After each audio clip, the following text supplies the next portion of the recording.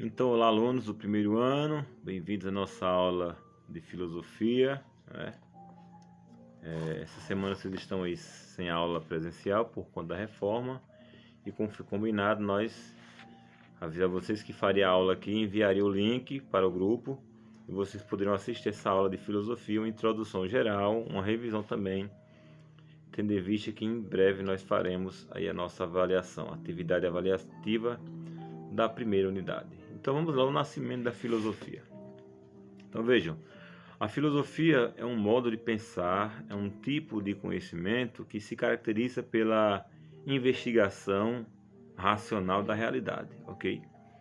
No pensamento filosófico, então o ser humano ele quer conhecer a realidade que o cerca e para isso ele usa a sua razão como instrumento para poder, investigar a realidade que o cerca. Então, na filosofia, nós temos o método investigativo e é característica da filosofia a conceituação. Então, a filosofia é uma ciência do conceito, da definição. Nós temos esse slide aqui, vocês podem observar, a imagem de um pensador. E nós temos alguns filósofos aí embaixo, Sócrates, Kant, Karl Marx, Aristóteles e Nietzsche, alguns filósofos que escreveram obras importantes sobre o pensamento humano. Vamos começar com Aristóteles, filósofo clássico. Então, na filosofia, nós temos, no primeiro momento, a filosofia se divide em 3 momentos importantes, que é o chamado período pré-socrático, segundo chamado período socrático, e o terceiro período é chamado período clássico. E por último nós temos o período helenístico. Por hora, vocês gravam esses 3 momentos. A filosofia nasce, no primeiro momento é chamada de filosofia pré-socrática, filosofia cosmológica. Segundo momento é chamado de filosofia socrática. E o terceiro momento é chamado de momento de síntese, em que Platão e Aristóteles vão sintetizar todas as ideias produzidas até aquele momento. Aristóteles nos afirma que todos os homens desejam por natureza conhecer. Veja que interessante. Então faz parte da nossa condição humana, por isso a gente filosofa. Porque vejam, todos os homens desejam por natureza conhecer. E automaticamente todos os homens também pensam, e se pensam, filosofam. Não podemos confundir a filosofia com a profissão de filósofo, aqueles que escrevem textos filosóficos, aqueles que escrevem pensamentos complexos. Não. Ao exercitarmos a nossa crítica, ao exercitarmos a nossa cidadania, ao nos confrontarmos com ideias, ao discutirmos um com o outro, ao pensarmos, ao estabelecermos conceitos sobre as pessoas, sobre o mundo, sobre os valores, nós estamos automaticamente filosofando.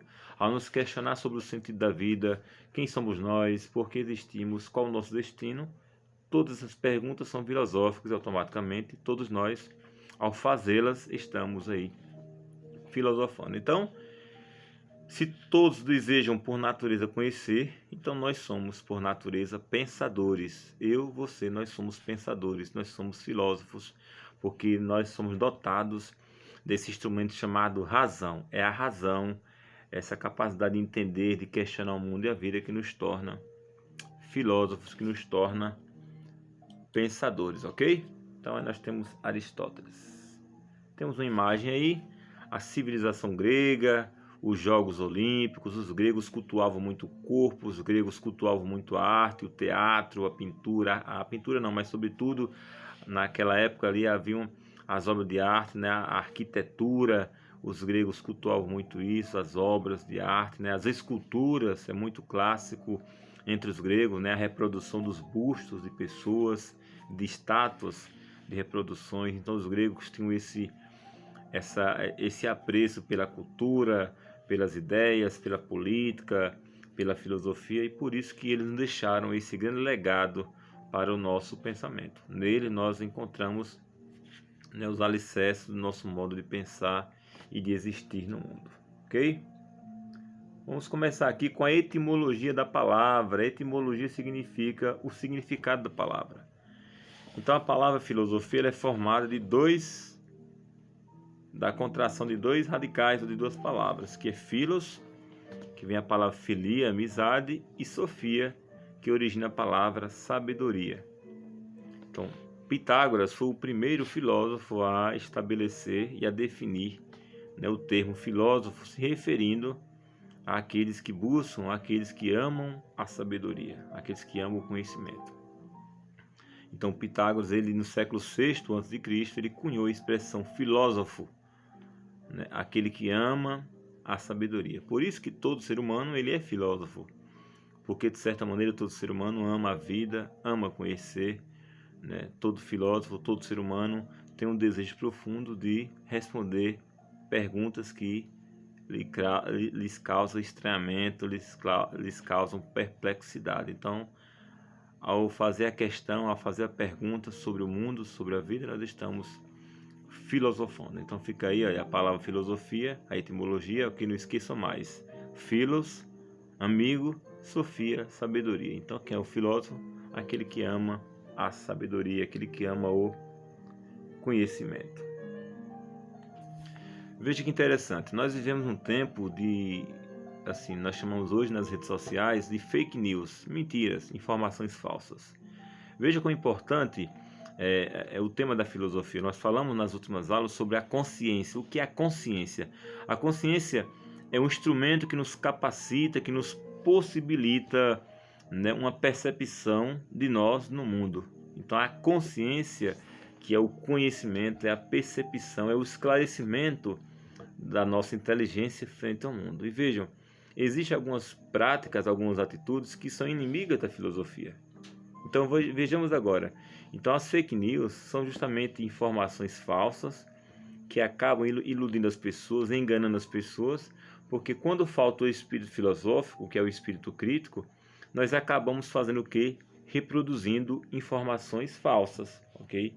E vivemos num mundo em que as redes sociais estão assim, né, cheias de informações sem veracidade, sem criticidade, sem fundamentos. É importante nós estarmos atentos também em relação às fake news, né? Nós que usamos as redes sociais, e ao praticar o espírito filosófico, nós vamos combatendo essa forma de pensamento que engana as pessoas e que muitas vezes provocam até, né, muita confusão em nosso cotidiano, na sociedade. Então o espírito filosófico está ausente quando não há esforço sério em buscar o significado das coisas. Então, se eu me deixo levar por qualquer informação, sem questionar quem enviou, quem fez, por que fez, qual a intenção, qual o objetivo daquela mensagem, né, quem é o autor, baseado em que ele fez aquela afirmação. Então, quando eu não tenho essa capacidade, eu não estou sendo, nem estou praticando, né, a filosofia, não estou tendo o espírito filosófico. Então as coisas são tomadas como provas sem que sejam compreendidas. Cuidado, fake news. Então os eventos e acontecimentos são deixados espalhados e desorganizados em vez de serem coordenados e interpretados. A observação é impensada, as ideias são desconexas, a crença é irrefletida e a dúvida sem exame. Então, quando acontecer esse tipo de prática, não temos filosofia presente. Quando não organizamos o pensamento, quando não questionamos sobre as motivações, sobre, né, aquilo que dá sentido ao texto, ou à frase, ou à mensagem, nós estamos aí sendo levados pelo chamado senso comum, né, aquilo que todo mundo pensa, aquilo que todo mundo diz. E a filosofia, ela é inimiga do senso comum. Não que o senso comum seja uma coisa ruim, mas a filosofia nos ensina a pensar de maneira crítica, de maneira coordenada, organizada, porque ela parte da nossa razão, do nosso entendimento. Ok? Então, as atitudes filosóficas são aquelas em que não há coordenação. E eu usei o exemplo na última aula, né? Os loucos, quem são os loucos? São aqueles que por alguma deficiência mental, ou intelectual, ou racional, eles fogem dessa sistematização. Mas também as pessoas fanáticas, né, as pessoas extremistas, são pessoas que não usam a lógica, não usam o pensamento racional e acabam muitas vezes gerando confusão, espalhando o medo e o pânico no mundo. Então é muito importante que a gente preste atenção, né, nessa aula, quando eu falo sobre a questão da consciência, que é justamente eu me perceber no mundo, nos outros, na relação com as pessoas, e eu me esforçar para praticar, né, esta atitude crítica diante do mundo, diante das atitudes, diante dos valores, diante das escolhas que nós vamos tomando. Então, e o que é ter um espírito filosófico? Aí embaixo nós respondemos. Então, significa uma atitude que deseja conhecer a verdade das coisas. O que é o espírito filosófico? É quando eu procuro conhecer a verdade das coisas. Tem como finalidade compreender e conhecer a racionalidade, a origem e a ordem do universo e a organização racional da natureza. Por isso é importantíssimo o nosso esforço, por isso a filosofia entra no ensino médio para ajudar vocês, né, nessa capacidade de construir um pensamento crítico e de estarem atentos, né, às realidades que vocês estão inseridos em seu cotidiano. Ok? Então a filosofia nasce onde? Final do século VII, ali século VI, antes de Cristo, nas colônias gregas, na Ásia Menor, ali em Mileto, e o primeiro filósofo foi o chamado Tales de Mileto. Então a filosofia também possui conteúdo precioso ao nascer. Então eu já disse a vocês que a filosofia, ela nasce no seu momento inicial. A filosofia se divide em 3 momentos. O primeiro momento é chamada filosofia pré-socrática ou cosmológica, porque quer entender a natureza. O segundo momento é chamado filosofia socrática ou antropológica, porque os filósofos começam a se questionar sobre eles mesmos, sobre o que é a vida, sobre o que é a virtude, sobre o que são os valores, sobre o que é a verdade. E no terceiro ponto, Platão e Aristóteles vão sistematizar o pensamento filosófico até então produzido. Então a filosofia no primeiro momento era composta pela essa preocupação com a natureza, por isso chamada de cosmologia. A palavra cosmos significa o quê? Mundo organizado, e a palavra logia, que vem da palavra logos, quer dizer o quê? Pensamento racional. Então, no primeiro momento, os filósofos eles querem entender o mundo natural, os fenômenos, o nascer do sol, por que o sol nasce, por que o sol se põe, quem compôs a natureza, quem compôs essa complexidade do mundo. Então, os filósofos querem inicialmente compreender o mundo chamado mundo fenomênico, ou seja, o mundo dos fenômenos, a natureza em si. Aqui nós temos um pequeno mapa da Grécia Antiga, né? Se vocês observarem aí, né, a principal cidade da Grécia era Atenas, né? É de lá que nasceu filósofos como Sócrates, como Platão, né, como Aristóteles, mas nós tínhamos também aí nesse período as colônias. Então essa região aí da Grécia, até hoje, aí na Itália, aí na região do Mediterrâneo, é uma região cheia de ilhas. E naquela época essas ilhas formavam as chamadas cidades-estados, cidades autônomas. Então, nesse período aí, é que, graças às condições políticas, econômicas, sociais e políticas, é que o pensamento filosófico vai progredir, vai florescer nessa região aí, até chegar em Atenas, que era a capital, vai ser depois ser a grande capital do pensamento filosófico. Mas a filosofia nasceu primeiro nas colônias. Nós temos aqui a cidadezinha chamada Mileto, vocês podem observar aí, é Mileto, onde nasceu Tales, considerado o primeiro filósofo a estabelecer um princípio racional para o mundo, ok? Estou me estendendo um pouquinho, mas estamos terminando. Então, antes da filosofia nascer, prevalecia um mito. Veja, o que eram mitos? Mitos eram narrações sobre a origem das coisas. Então, o pensamento mítico era também um pensamento mágico, era um pensamento misturado com religião, que procurava explicar a realidade natural do homem. Com a filosofia, o mito foi perdendo espaço, a razão foi se engrandecendo, e aí a filosofia criou asas e passou a ser, né, aquela que dava explicações para a realidade do mundo. Ok? Aí nós temos aqui essa imagenzinha do mundo antigo, né? São os deuses da mitologia, né? Você tem aí Zeus, você tem o Hades, você tem aí Poseidon, você tem Ares, você tem Artemis, ok? Você tem aí Apolo, ok? Então, Afrodite. Então, era assim que os gregos explicavam a sua realidade, até que surgisse a filosofia no século VI e VII antes de Cristo. Ok? Veja que interessante. Então, observe que na mitologia está presente os elementos religiosos, né, as fábulas, as narrativas, as grandes narrações sobre a origem do mundo. Com a filosofia, esse modo de pensar ficou em segundo plano e a filosofia passou a ganhar espaço nas relações dos seres humanos.